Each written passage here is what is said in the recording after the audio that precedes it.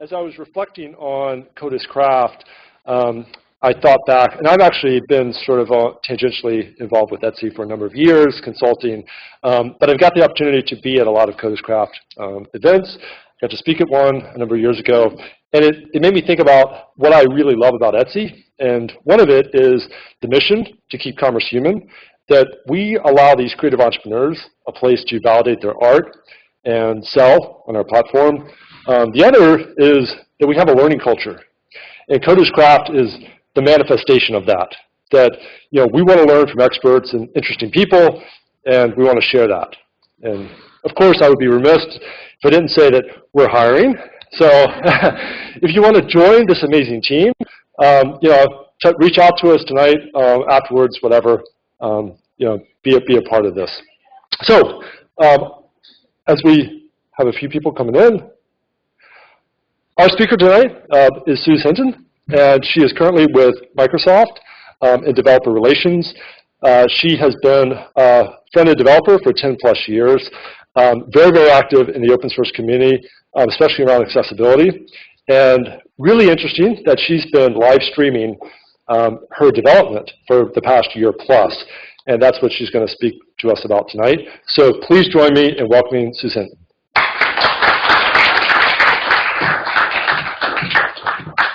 Thank you so much for having me. Oh, sorry. One sec. Are we good? Yeah. Okay.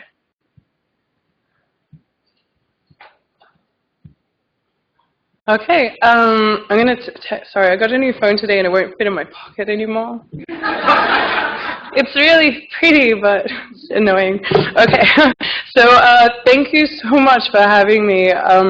I discovered the Codis Craft blog, Etsy's blog, and the whole Codis Craft movement in 2011, and I've always been such a fangirl of it, so this is actually incredibly emotional for me to actually be up here and to be invited to be a speaker in this series, so thank you so much. I don't know what to say. So I'm here tonight to talk about my live coding experience. I started live coding back in July last year as an experiment, and I'm surprisingly stuck with it. So I wanted to talk about how it's made me a better developer, and I want you to look at that term very loosely, better developer, because that's very subjective, and that's what I'm here to talk about. So I'm Suze. I work at Microsoft, as I was introduced, and my particular interests in tech are JavaScript, accessibility, robots, and machine learning in no particular order. So I'm usually like messing around with all of them, sometimes simultaneously. And my friend Emily drew this picture of me, and it's super adorable, and I love it. So you'll see her artwork features on my live coding channel on Twitch. So before I kind of talk about my experience, not everyone is familiar with what live coding is or what live coding kind of becomes when you're actually watching it. So essentially, it's just you doing your normal development on your computer as usual, except you're giving the audience a window onto your desktop, essentially. So who actually watches people gaming on Twitch? A few people. Who is just like a gamer in general? Cool, a few. Who's not heard of Twitch before? Okay, cool. So I want to explain what Twitch is, but there are lots of different services that you can do this with as well. So essentially, imagine that your desktop, kind of like when you share it in Google Hangouts or a similar app, you're basically just letting strangers watch everything that's happening on your desktop. And usually, just for extra interaction, you also have a camera fixed on you, and you have a webcam of your face as well, which is extra intimidating. So people are watching the angry faces you make when you find bugs, and just the puzzled expressions when you can't figure something out. And so usually, there are lots of services online that you can do this with. Some people stream to multiples. I just stream to Twitch only. But YouTube Live has this feature, as well as another one called Mixer, which Microsoft bought recently, so that's why I put it in there. But Mixer has some really cool features about it, so they're all kind of different in their own way, but the main theme is the same. You have this video that you're watching of whatever this person is deciding to share with you, and then you have like a chat room on the side, which is usually run by IRC. So all of these 3 services, and there are others out there, use this so that you can actually interact with that person. You're not just kind of watching them passively. And the chat is great because you can actually do things like moderation. I'm sure for those of you who play Overwatch, you've probably been yelled at and called really horrible things. It's not necessarily like that on Twitch. It is in some parts of Twitch, but generally the moderation tools are actually a lot better, so it's not as bad as that. And so what do I actually code when I'm streaming this? A lot of the time I am coding mostly in JavaScript and some back-end JavaScript such as Node.js runtime. Most of it, if not like 99% of it, is open source hardware work that I'm working on. So if I have pull requests or if I have issues raised with there are bugs, or I'm just sort of trying out a new Arduino board or something like that, then I will just stream that. And so there are times when I'll get a robotics kit in the mail and everyone will watch me put it together. And I'll usually have a secondary webcam showing me do that. So I can actually show you an example of that, hopefully in the next slide. And also personal projects. Sometimes I just hear about a cool new API in a browser, such as recently I started playing with the image capture API. And for those of you who are, is anyone here front-end developer? Yeah, so previously if you wanted to capture images in the browser, you had to have like a video tag, and then you had to capture that frame from the video and paint it onto a canvas element, and then extract the blob out of that canvas, and it's a terrible nightmare. And so Chrome just came out with a new image capture API, so I was playing with that to see how much better it was as an experience. And so people kind of come along for the ride with me when I'm doing things like that. So I wanted to show you a quick video for those who haven't seen anyone live coding before, because there's usually some people in the audience. If you speak Spanish, this one does actually have Spanish subtitles, so you're in luck. And we the color, yeah. Look at our pre-circuit. Okay, I'm going to make a platform for it. So again, I'm going to go in multiples of like the layer height. It appears to be flashing. Upgrading the tiara, folks. I don't reckon, like, if I bite my fingers, I end up with, like, bleeding fingers.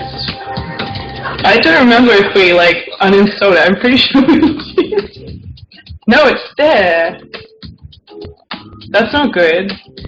Oh, you're right. The chip is missing. Thank you. Did you see that? I pulled out the Arduino that I'd stolen a chip off. Oh my goodness. Did I screw that up? Yeah. Oh no. It did the thing again. Thank you for staying with me. I'm going to go with the cat because that's more fun. I wanted to be cool like this person. Look how cool he is. He's like, I'm going to put this on. It actually has like a really cool LED. You can see that? Let's put the cat back. Oh, hardware. I want to bump it up to 10 again. I'm going to be greedy. I want it to be fast. So let's do that. Okay, that's way faster. Did you see that? That's so fast! Thank you, Storm Heroes! You're literally the hero of this bug storm. Thank you. You can do it, computer! Let's do it again for a bit longer. That's really awesome! So now we have like this remote beeping, which is obnoxious, but it's really fun. And then hopefully there'll be no mind control. Oh wait, the look on my face is really intense. And, like, I don't know if I would high-five myself back. See, look, what is that on my face? Why do I look so angry? I guess, like, I'm just being a badass on my skateboard.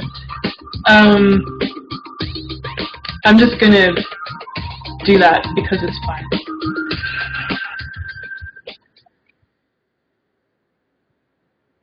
Cool. So that gives you kind of a preview. I will admit I picked it out most of the times when I ran into stupid bugs and things like that.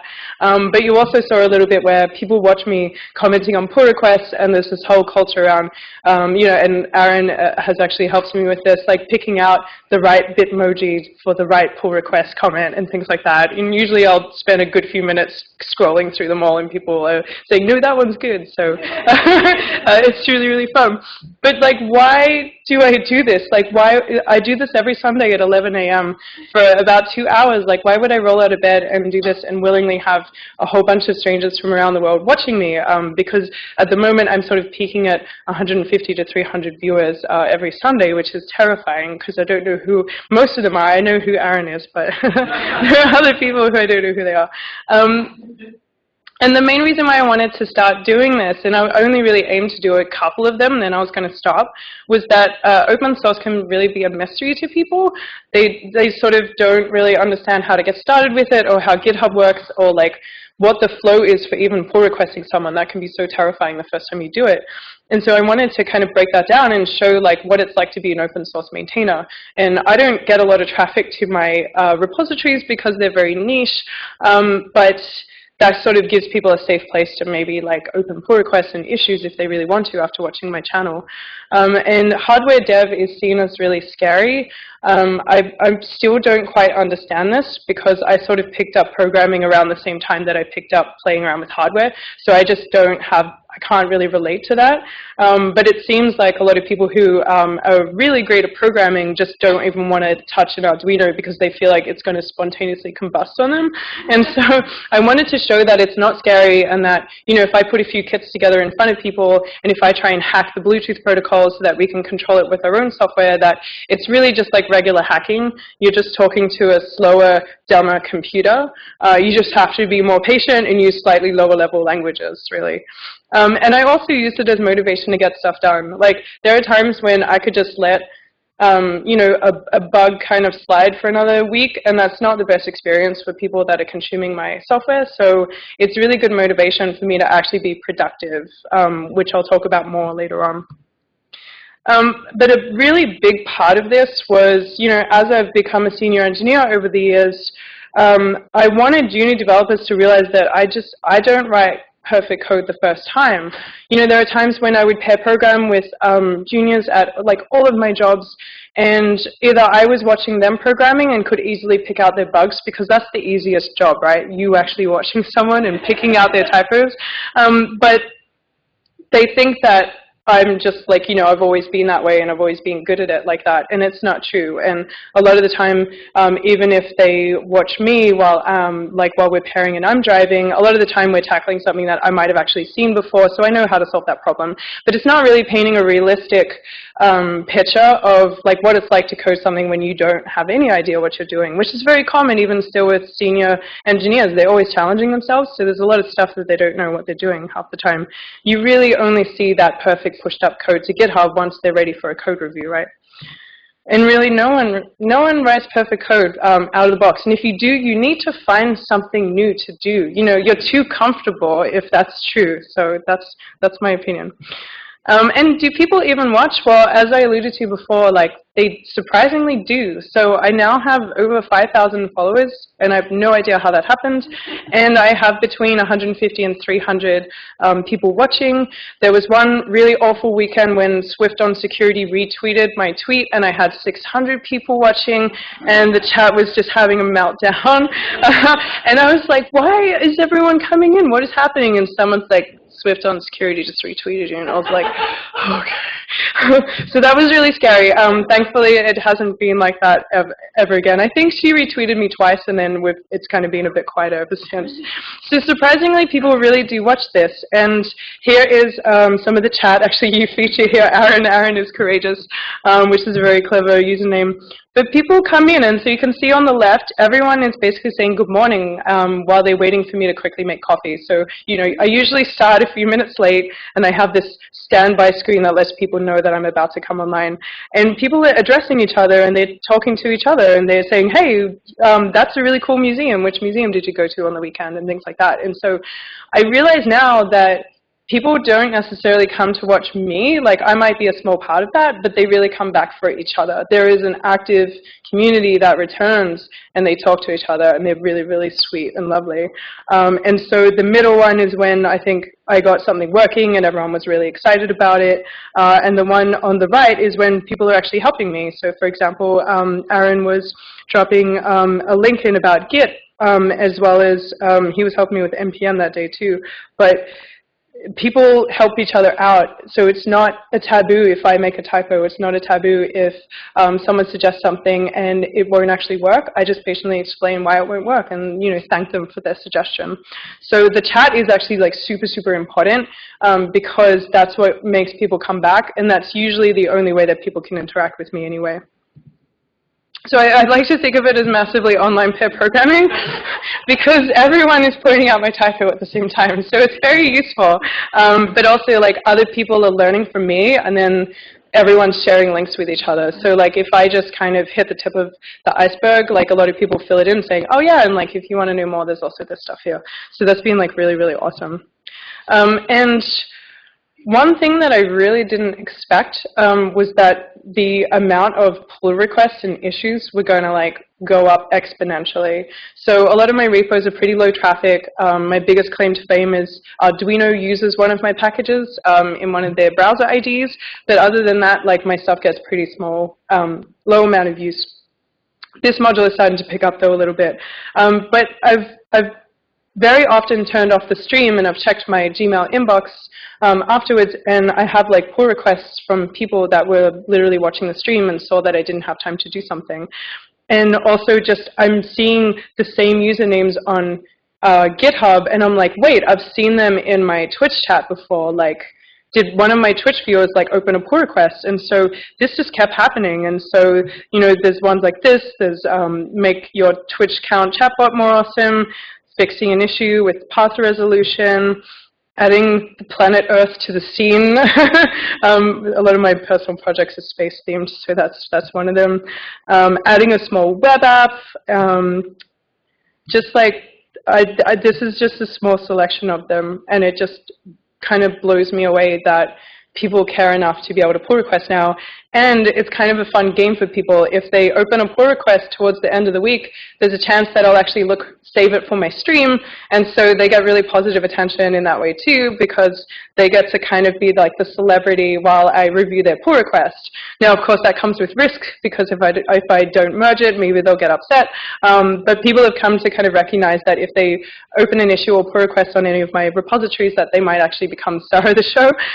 So that's been really, really positive. I've just been so stoked with people's reactions to my code in very surprising ways. It's just, this is not what I expected at all, which is really cool. So my software has gotten better through me Twitch streaming, but then it's this whole other set of work that I didn't have to do as a result, which is kind of amazing. But how have I improved as a developer? You've kind of seen how my software has improved, but how have I personally improved? Well, first of all, my communication skills are a lot better. I've always felt pressure to improve my communication skills because I was pretty bad at that, even as a very young adult, and so I've always been pushing myself over the years to get better at that.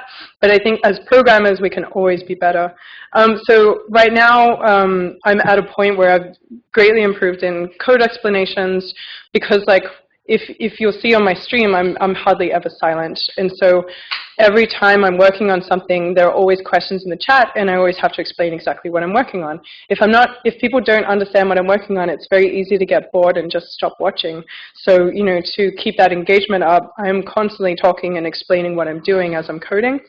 I'm definitely more open to feedback. The suggestions just come in so fast, and they're honestly with the best of intentions. And so I'm not as defensive about my code, and I definitely feel less emotional attachment to my code. And I think that's such a hard thing for us to kind of deal with. I will always be emotionally attached to my code, but I would definitely say that I improved, because when you just have so many people backseat driving, you just stop caring after a while. So and most of the time they're all right, and they all have things that I've never thought of. And so I'm totally much more open to that now, just because it happens so much more often than the irregular code review that you have at work. And also giving good feedback. I've learned, you know, I used to be a teacher, and so you would do like the feedback sandwich. You'd say a good thing, the critical feedback, and then another good thing, and things like that. And so I relied on patterns like that for a really long time because, again, I really struggled with communication when I was younger. But now I'm actually a lot better at giving feedback. I think I apologize less, which is a good thing because I over-apologize. And so instead of like being distracting, I just kind of get straight to the point, but I'm still very kind about that feedback.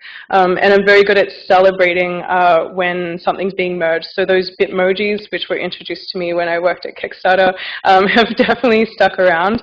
And I use that to celebrate. And people a lot of the time have just shared that on Twitter saying how nice it is that I'm celebrating their response. So something like this is completely ridiculous, but it's just so fun to be able to thank people. And so I'm much better at writing feedback these days. Typing.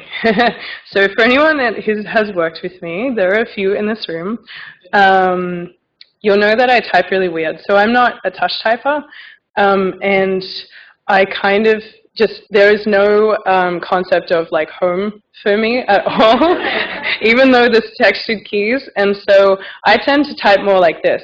So when I'm using Vim, if I want to do like change word right, which is like CW, like it's arranged that you just go, and instead I'm like this. It's just completely, there's no sense to it at all. But I haven't really learned to be a touch typer since being on Twitch, but I have learned to type a lot faster. When you have like over 100 people watching you, you feel a lot of pressure. And when you first start streaming, you type a lot slower than you normally do because it's terrifying. But I've just kind of gotten faster and more accurate because I want to get as much done as I can in that stream so that people get the most out of it. So weirdly, I have become faster and more accurate, and I probably should ask my Twitch viewers if that's true, but I feel like it is. And I'm a lot less self-conscious now. I used to be super self-conscious about the fact that I don't touch type, but I've come to learn that a lot of people and a lot of developers don't touch type, and you can still hear them thundering away at the keys, but you know, they're just sort of like, you know, having a party. So I'm much less self-conscious because I'm still getting work done, so that's really all that matters. And I have this weird hypothesis that maybe I will get less RSI because I'm not doing the same things. I'm sort of mixing it up all the time. I'm going to go with that. So this is the keyboard that I type with. And as you can see, it has no letters on the keys. So if you can't touch type, it seems like that extra hard setting to not have keys, to not have like the letters, the labeling. But I really felt like that would probably help me knuckle down a bit and kind of learn the positioning of the keys, and it has. So I do use those millennial pink keys to kind of denote like some positioning. So I know that 0 is like the last purple one on the top row, for example. So that really, really helps me. I will say I installed them later because it got a little bit scary. But yeah, so, and people really love my keyboard, and they like hearing me talk about it, and people really like hearing it because it's like a mechanical keyboard, so it's really fun. And so, just to like hit this point home, I have this friend who I met in real life at TwitchCon just recently, and his name is Serpent AI. Well, his actual name is Nick, but he has an action cam, so he has like the dog butt cam, which is adorable because his dog just kind of sleeps there. But he has this action cam because he is a very unique typer too, and he did this as a self-deprecating joke so everyone could see. So you can't see here, but I would check out his stream. One hand kind of curls around the keyboard, and the other one is just on the F row. And he's doing this, and I'm like, how are words coming out? And I will literally be like this, like looking at the code, looking at his hands, and I do not understand it. And so, if anything, like Twitch culture definitely facilitates this self-deprecating humor, but in a really positive way. And so people do really like quirky things on their streams to also stand out and be unique. So there's another really amazing programmer called Jessica Mack, and every time she types a key, like a key will appear and will just like fall on her head and bounce off her head. So she has like this really cool script that understands the boundaries of where she is in the webcam, and it's just like, it's completely useless, but it's amazing, you know what I mean? And so there's this weird culture of like doing this, which I think is really cool. So it's like celebrating people's like quirkiness. So yeah, that's kind of a close-up of, that's him like right near the F row, and then yeah, the other one kind of curls around. It's super weird. Focus. This is a big one for me because I've always had trouble focusing on things. I'm either like 110% focused or I'm just like off in a different world. And so this has kind of taught me time boxing. Time boxing is really important if you have something to do. A really good way of trying to get it done is to say, all right, I'm going to give myself 2 hours, and I'm going to get as much as I can done. And if I get stuck, then I'm actually going to call it at that 2 hours and go and get help as well. And so time boxing is a thing that we often teach to more junior developers who are still getting used to like what it feels like to be stuck on a bug all day and too stubborn to ask people for help. But time boxing is also really good when you know that you can't set aside a lot of time every week to work on open source. So for me, it's like it's 2 hours of dedicated time every Sunday for me to get stuff done. I have far less distractions. Like, can you imagine if I'm on Twitch and I just start looking up Facebook and like using Facebook Messenger and start texting friends and kind of like ordering my lunch and stuff like that? It would be super weird. I'm sure that there's channels like that where people do it, but it means that I sort of have this like kind of paralysis where I know people are watching me, and so I don't kind of waste time. And so it is very exhausting. Like I do turn off every stream feeling like I've pair programmed for a couple of hours, but it is like really good to teach me how to work for long periods of time without having distractions.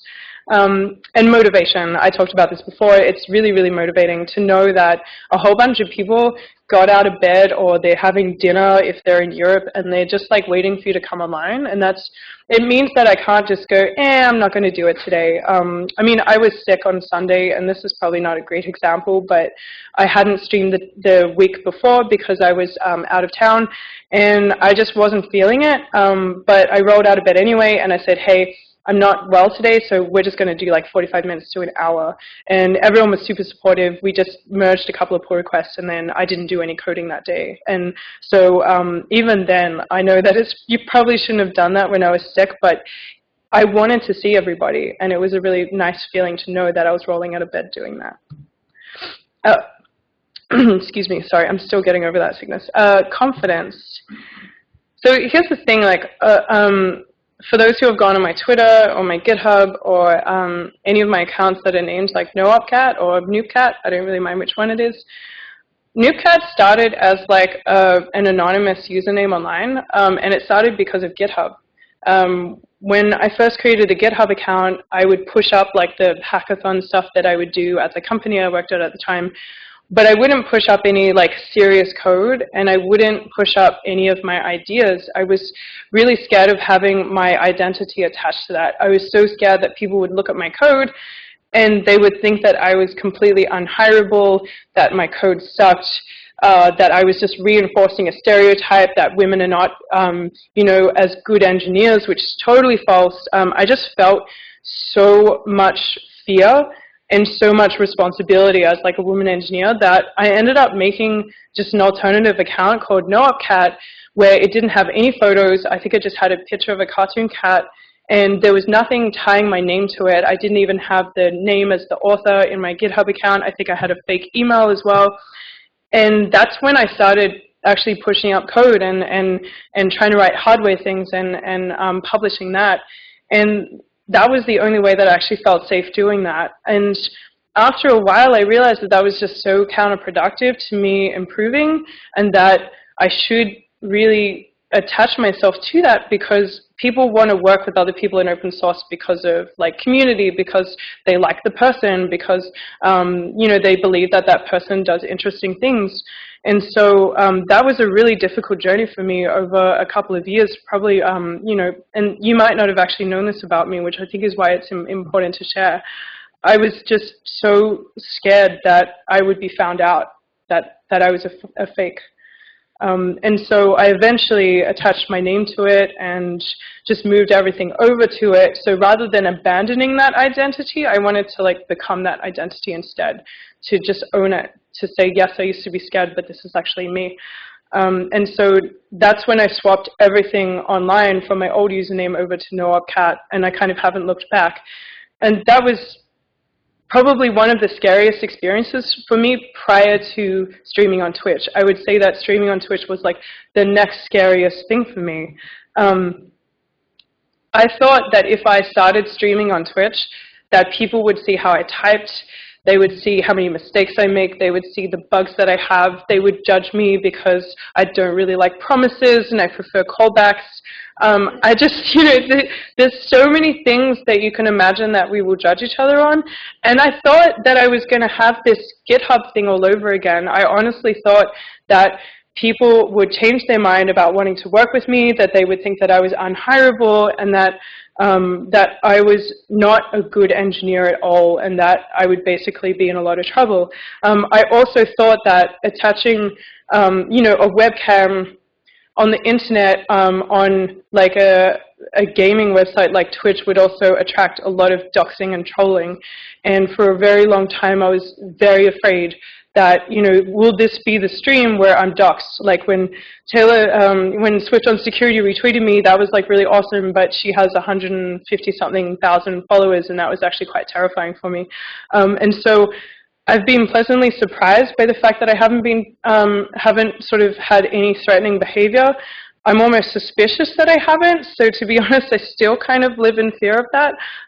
But it's definitely raised my confidence in thinking that I can do something positive and people receive that as it's intended, which is kind of amazing. And so we have had trolls in my chat before, but they've been like the kind of trolls that are like, oh, why are you writing ES5? And I'll say it's an old library. They're like, this is so bad, JavaScript is so bad, and they'll just keep going on and on and on. And you'll ban them and they'll make new usernames saying ES6 is the worst and things like that, and I'm like, wow. And so sometimes you'll get people trolling for reasons that you don't even expect. And then other times, yeah, people will definitely comment on your appearance, but I have chat rules and moderation around that, which definitely helps. But yeah, it's definitely helped my confidence because of all the things I thought would go wrong but didn't. And also, I wanted junior developers to realize that I don't write perfect code the right time, and sometimes I will push something up and come back to it later, or sometimes someone will pull requests my library because they actually had a way better pattern when it came to writing something, and so I'm very appreciative of that. And I want, again, less experienced developers to see that we are humble like that, and we're willing to receive, like, feedback from people of all experiences. I think that's one of the most important things, and it's something that I don't see communicated in a lot of workplaces. Imposter syndrome. It kind of made it better, and it also made it worse. So when people still liked watching me, and I still get hit up by recruiters who have seen my Twitch stream, and I'm like, really? And so it's made me feel good because I realize that, I'm good enough that people don't sort of want to pull their hair out watching me code. But at the same time, it's made me feel like more of a fraud because I think to myself, if you see all the bugs I run into and if you see how badly I type and everything and you still think that I'm a good developer, then that's actually what compounds my imposter syndrome. Sometimes that makes me feel worse. So in some cases it's helped, in other cases I'm still working on that. I would definitely say that when my Medium blog post about streaming on Twitch blew up, that was probably one of the worst weeks of my life. I felt like a total fraud and I couldn't understand why anyone was interested in it. So that's sort of interesting to see something that I'm still working on. So you're probably thinking that I'm giving this talk because I want everybody to live code, right? I'm like, yes, everyone should sign up for Twitch and start doing it immediately and buy like a $200 webcam and buy like a Yeti microphone that everybody has. And like, yeah, I've spent way too much on my Twitch stream. It's not good for your finances at all. I'm not actually saying that.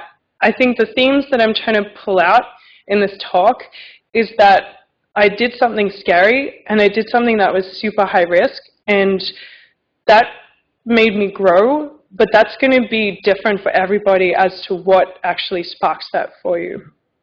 So growth comes from leaving your comfort zone, and just like when I swapped from having like the anonymous username on GitHub to actually like tying my identity to it, I grew a lot from streaming on Twitch in the ways that I've talked about today, and some of those are subjective. They didn't necessarily make me a better developer, but it's just things that I feel did, right? And so, that definitely differs for everybody.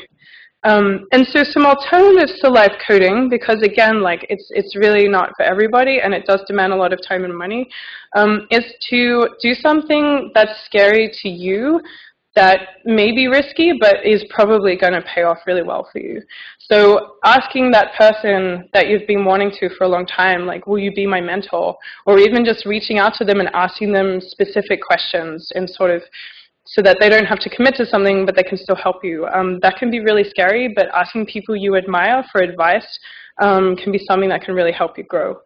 Mentoring someone else, even if you feel like you haven't been in the industry long enough, or if you feel like you don't do the cool languages that everyone else writes in, you always have something to teach somebody.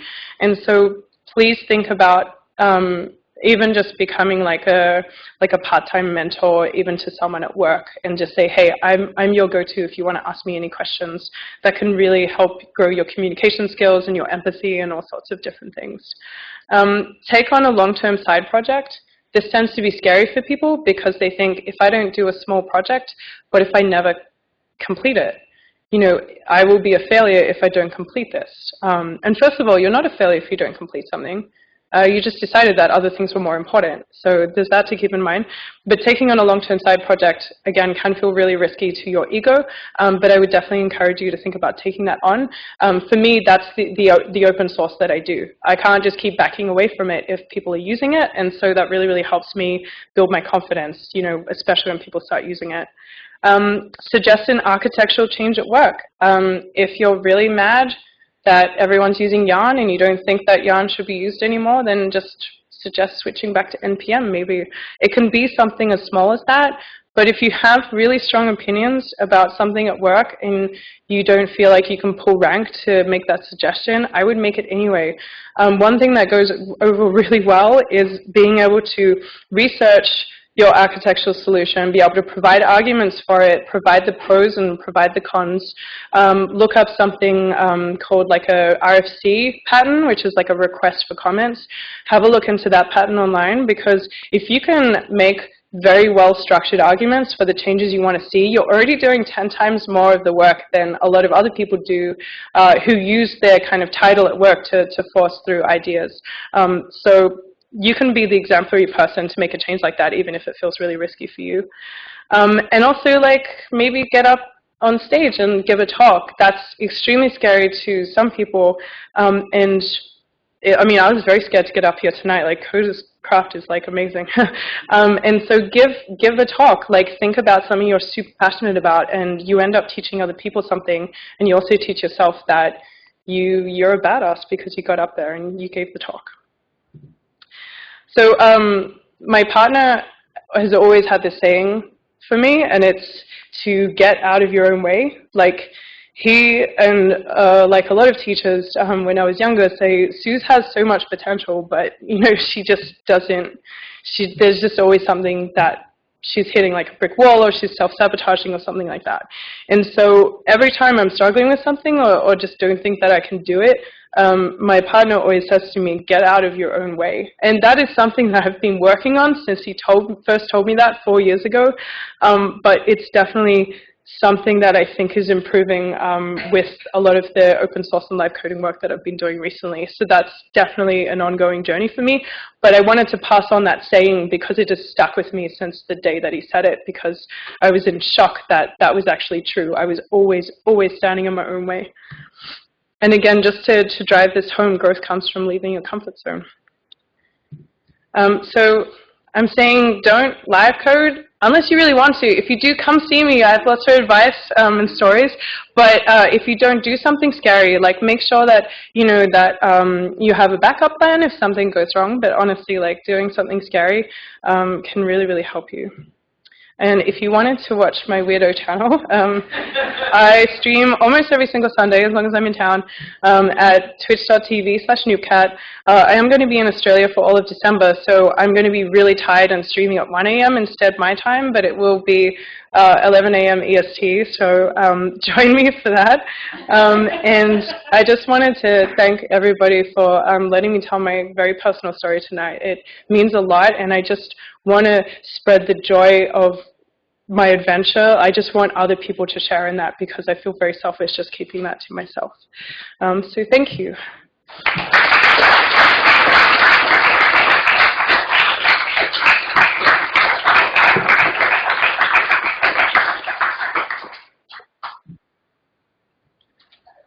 Okay. So a question that I have is, sometimes when I'm pair programming, I kind of have to fight this urge to kind of like suggest that I basically like go back to my own desk and do a lot of research on my own because I don't know the answer right away. Totally. And it sounds like you don't really have the privilege of being able to do that when you're live programming, right? Like you basically have to power through it. Yeah, that's true. So there's definitely been times where I've like forgotten an API, and I've had to go and look it up, and it's this awful feeling because then you know people are literally watching you type in like MDN and then the search term.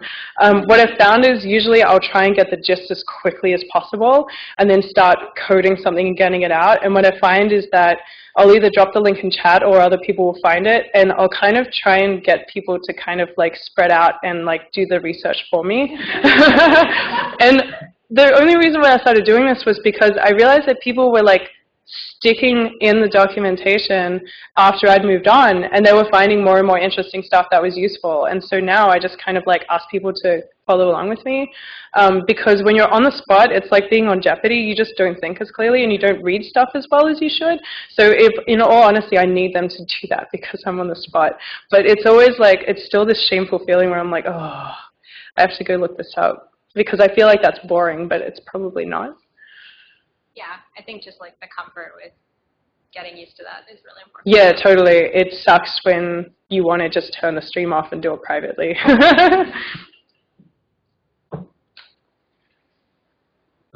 How did you, well, first question, how many people attended the first stream? How did you grow that, and did you do it intentionally? Like, how did you go about it? That's a really good question. So in case you didn't hear it, it was how many people joined your first stream, and then how did you kind of like grow that? So my first stream was 9 people. And I was like, who are these people? And and so really what I did was I went on Facebook and I was like, hey, everybody. And then I went on Twitter and I was like, hey, everybody. And I think on Twitter at the time I had about 6,000 followers, so I was kind of cheating. Like I had that, and then I had like my family. And I did like a countdown, like the day before. I'm like, hey, everyone, I'm doing this thing. And then I was like, 30 minutes to go. And then I'm like, I'm doing it. And so I think that just hammering people and letting them know they could watch live was what helped. And I was like, well, 9 people watched, and I feel very embarrassed now. But I'll maybe try again. And from there, honestly, I was able to grow it from like 9 people or like, 10 followers or whatever to about 900 to 1,000 followers in about a year. And that was just through tweeting about it. And I would just tweet like the day before, 20 minutes before, and then when I was starting. And it kind of grew from there, like people were interested in it. I went from 1,000 to 5,000 recently because of the Medium article.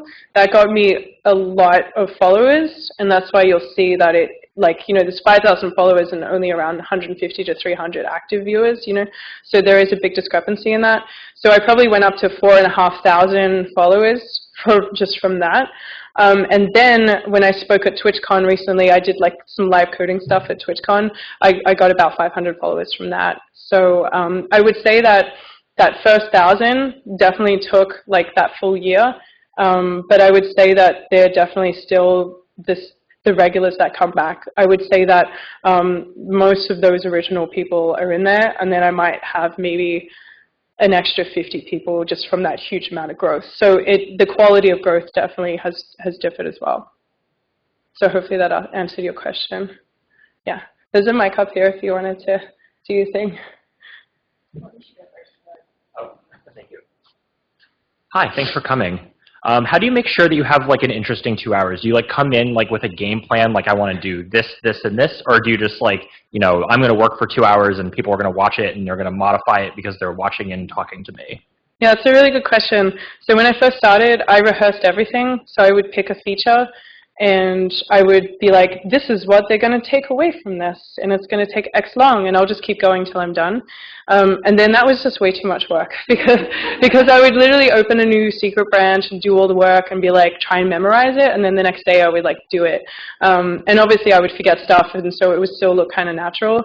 And then I realized it was too much work. So now, usually the night before, I'll go through all of my pull requests. Or I'll just write down a quick plan of like a new feature I want to build or something, and I just don't rehearse it at all because it's too much of a time suck. But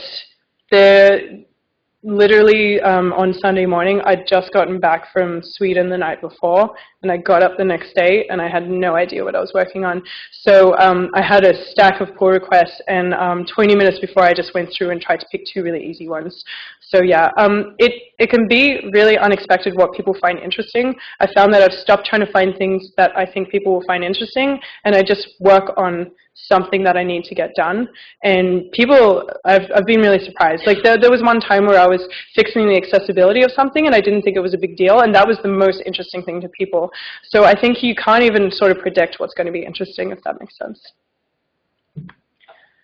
Okay, so I want to thank you, first of all, for the talk. It was really informative, and I never would have considered it, but now, like, having heard about your experience, I'm totally open to it. So I guess as a follow-up to that, then, I'm wondering, since you suggested there are risks, and not to, like, you know, think negatively, but you suggested have a backup plan for whatever worst-case scenarios. What would you suggest in this backup plan? For my Twitch backup plan? Yeah. Well, it was funny because my boyfriend made fun of me when my Medium article blew up, and he's like, oh, you're all popular. And I was like, hey, if I get doxxed, you get doxxed because you live with me. And that's when he's like, oh, shit, okay. That's when he took it seriously. The company that I work for has a safety backup plan. That makes me feel safe. That's also what makes me feel privileged that I can do this. So there is like a hotline that I can call if anything happens to me. And I don't know whether I should even be saying this, but so part of the reason why this came about was because I'm in DevRel, and so I'm up on stage talking a lot, and just weird stuff can happen. You know, you can have someone that's either just a little bit too much of a fan of you, or they just really don't like you and want to see you go down.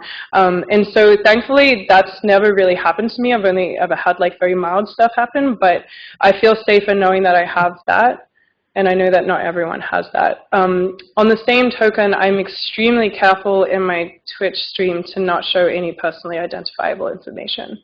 So I have like Chrome extensions that even just hide like my access keys if I'm in Azure, like getting like a token or something. I'm very, very careful about, like when I brought up that Amazon.com page, I was very careful that it only just showed like the neighborhood that I live in, and that's it. So I do take extra precautions to make sure. But yeah, I wouldn't say I have like a backup plan other than knowing that I have someone to call and that I have like 2-factor authentication on everything, which I spent literally 2 hours resetting up on this today. That was really fun. But I'm good, I'm covered. So yeah, so sorry that I don't have a better answer for that, but that is why I worry about that happening a lot. Yeah, it's definitely a risk that I'm taking.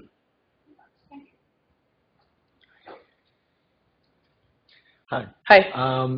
Is there any like other Twitch people that you watch and inspire from, or like take ideas from, like outside of live coding, like, you know, gaming, Twitch, or what have you?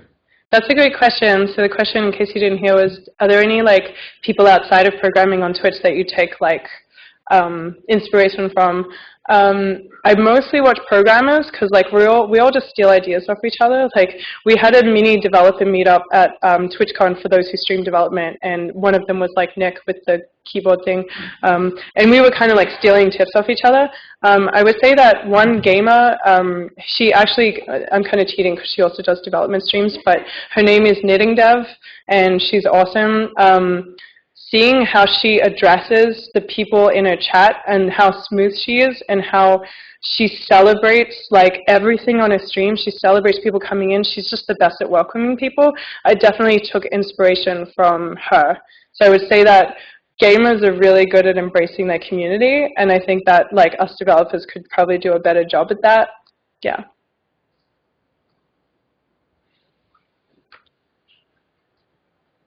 So when Like you the decided, CEO question. I have a question.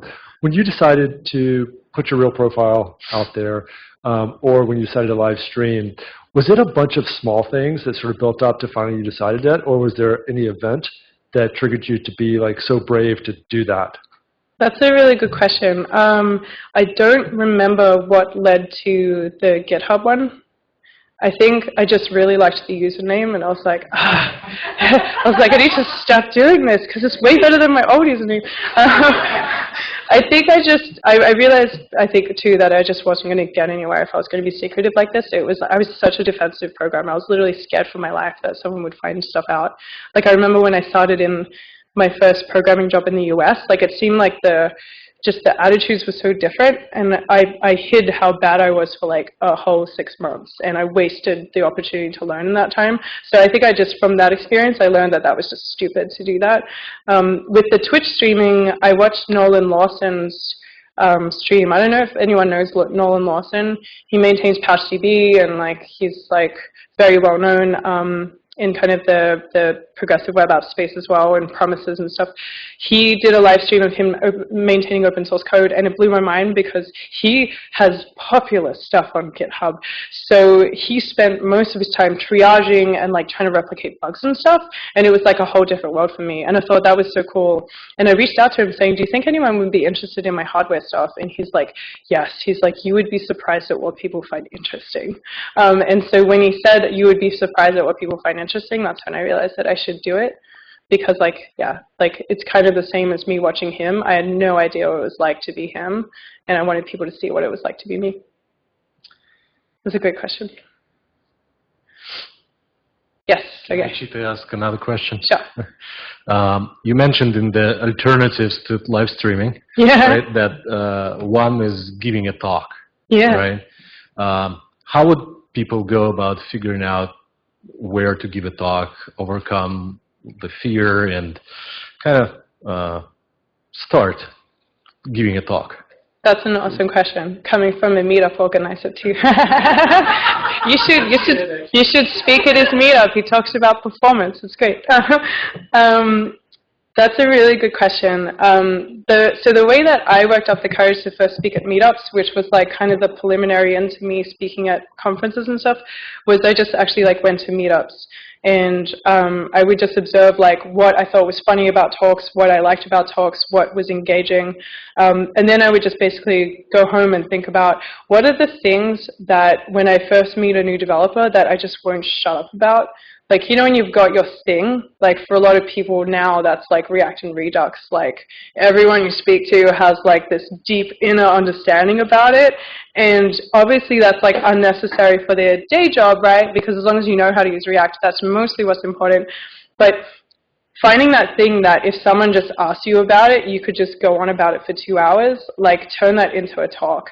Because everyone has this different little window into development of like what they've learned and what they think is interesting, and then you can come up there and blow them away with like this very detailed knowledge of this one topic area.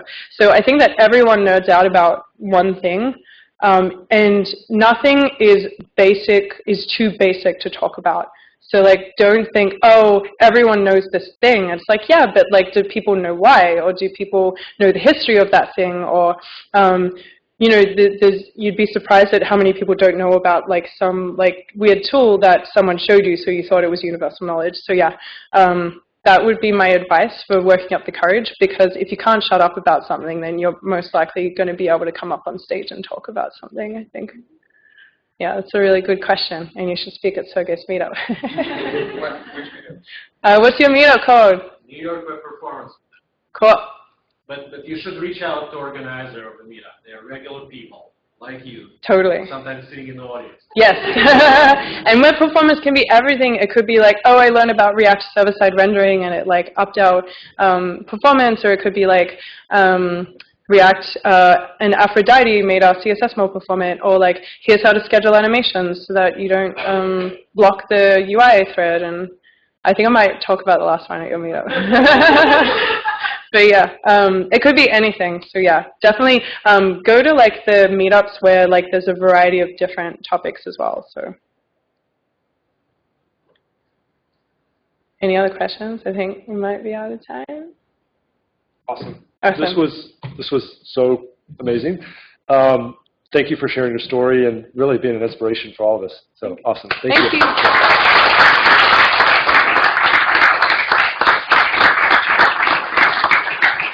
So please join us outside and we'll hang out.